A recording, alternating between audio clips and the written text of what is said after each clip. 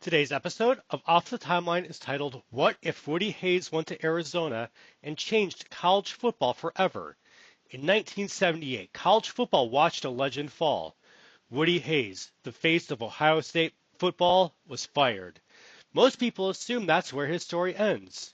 But there's an alternate universe where it didn't have to and it didn't. Because if one decision changes, if one phone call gets answered, Woody Hayes doesn't disappear. He goes west to the desert, more specifically Arizona. And if that happens, college football doesn't just look different, it breaks. You may be thinking to yourself, come on, Woody Hayes, Arizona, that never works. And you're absolutely right to question it. But today we're not asking if it sounds realistic. We're asking something much more interesting. What if it actually worked? What if Hayes didn't just coach again? What if he proved on the other side of the country that his system could dominate anywhere? Because if that changes, Ohio State changes, the Big Ten changes, the Pac-10 changes, and the entire balance of college football changes early. First, let's set the table for the fall. Late 1978, Woody Hayes is out at Ohio State. For decades, he was the program, an identity built on discipline, toughness, and control. And just like that, it's over. In real life, Hayes never coached again. But here's where this alternate timeline splits. Because in this alternate timeline out west, Arizona is looking for something it's never had: relevance. They just joined a conference with that includes USC and UCLA. They're overshadowed. They're searching for an identity. And instead of playing it safe, they make the boldest hire in college football history. They call Woody Hayes. And that sets the table for why he says yes.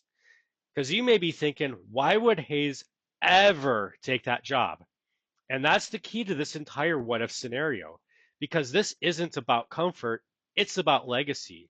Hayes doesn't want to fade away. He wants one last chance to prove something, that his system wasn't just Ohio State, that it was larger than that. Arizona offers him exactly what he wants: full control, and one promise: you build this your way. So he says yes, and in this alternate universe in 1979, Woody Hayes walks into Tucson. And that sets the table for the culture shock. And this would go exactly how you'd expect. Initially, it's not pretty. Arizona players are used to speed, space, a more open style. Now, they're running into a wall. 3 yards, dust, repeat. First year record, 6-5.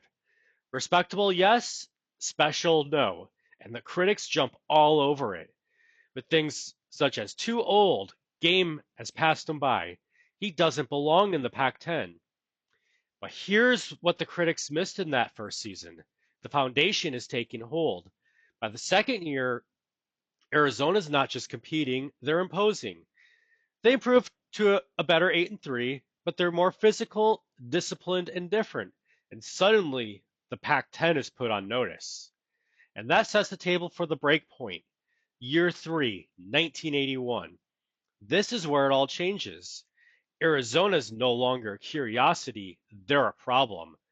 They're winning the battle up front, controlling the clock, winning the games they're supposed to win. And by the end of the season, they're in contention for the Rose Bowl. Now stop right here, because this is the moment that defines the entire alternate timeline. Because if Hayes gets Arizona to the Rose Bowl, he's not just coaching again, he's rewriting history. But in this alternate universe, they fall just short in 1981. But let's take this to 1982, where they do win the Pac-10. They're going to Pasadena. And who's on the other sideline? Oh, an Ohio State team still trying to figure out who they are without Woody Hayes. And it boils down to Hayes versus everything he was forced to leave behind. And that sets the table for the game that changes everything. This isn't finesse against power. This is power versus power.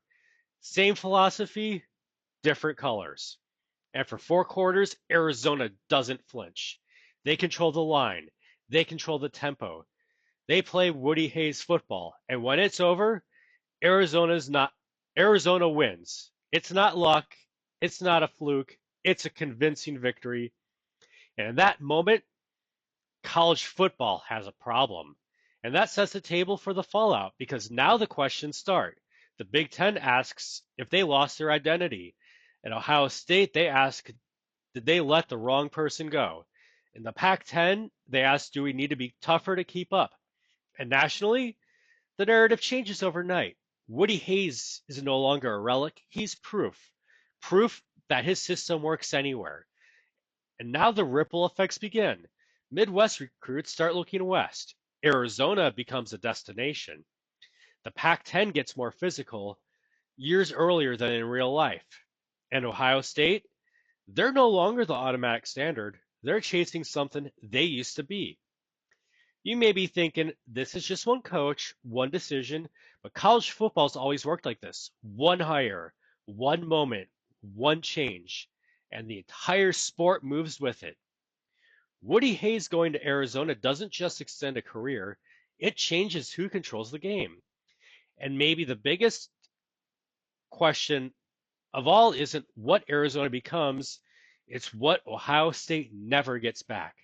And if you enjoy these deep dive what if scenarios where one decision changes everything, make sure to like, comment, and subscribe. And let me know in the comments, did Ohio State make, make the biggest mistake in college football history in this alternate timeline?